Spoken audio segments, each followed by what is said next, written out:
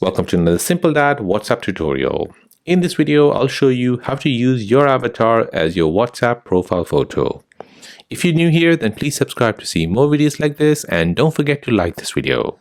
So as you know, WhatsApp has released a new update to the app where you can now create your avatars.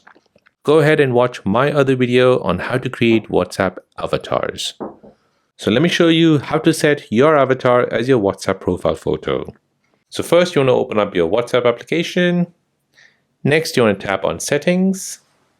Here you need to make sure you have created your avatar already.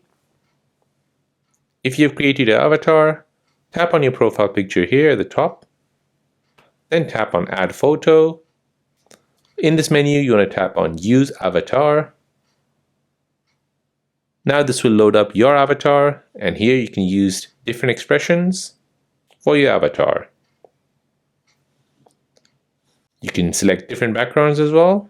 Then tap on done here at the top right. Now this has set your avatar as your WhatsApp profile photo. So that is how to use your avatar as your WhatsApp profile photo on WhatsApp. If this video is helpful, then please subscribe to see more videos like this. If you have any other questions, then please do let me know in the comment section down below. Thanks for watching and see you in the next one.